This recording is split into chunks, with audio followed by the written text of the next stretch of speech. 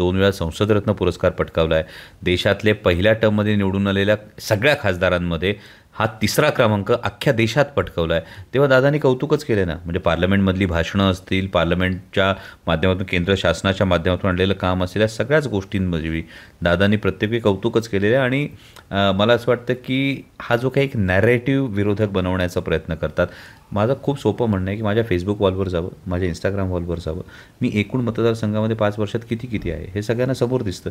आणि मला असं वाटतं की त्यावेळी संसदीय कामकाजाची जी जबाबदारी पक्षानं माझ्यावर सोपवली होती, त्या पद्धतीने सातत्यानं काम केलं आहे. मग शिवस्वराज्य यात्रा असेल, जो पक्षाचा प्रचार असेल, विधानसभेचा प्रचार असेल, जो पक्षाचाच प्रचार आहे, या सगळ्या गोष्टी करत असताना जेव्हा आदरणीय दादांनी पाठीवर शाबासकीची थाप दिली होती, आज जर त्यांनी वेगळ्या विचारानं विधान केलं असेल तर त्यावर लगेच व्यक्त व्हायला पाहिजे असं मला वाटत नाही.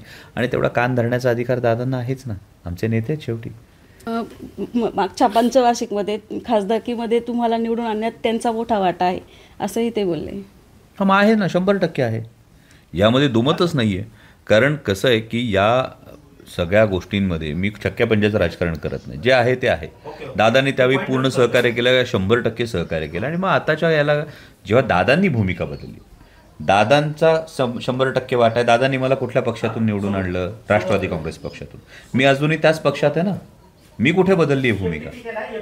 जर भूमिका त्यांनी बदलली आणि त्यामुळे आता ते जर समोर उमेदवार देणार असतील तर हे राजकारण, याला काही मला वाटत नाही काही गैर आहे. तुमच्या विरोधात आता ते निवडणुकीत उमेदवार देणार आहेत आणि ते निवडून आणण्याचाही त्यांनी दावा केला आहे.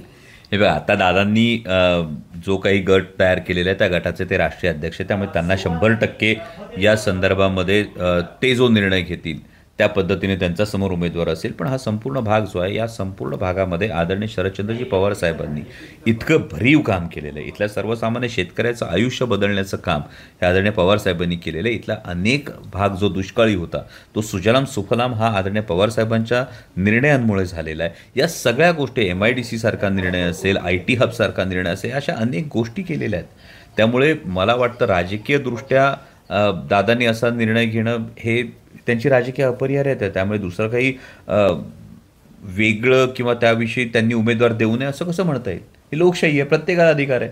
त्यामुळे त्यांनी उमेदवार जरी दिला तरी मायबाप जनता ठरवेल की केवळ सत्तेच्या बाजूने उभं राहायचं, की जे आपल्या तत्वांवर ठाम आहेत, जे आपल्या मूल्यांवर ठाम आहेत, याविषयी उभं राहायचं. कारण येणारा काळ हा खरोखर महाराष्ट्राच्या बाबतीत हा महत्त्वाचा प्रश्न आहे.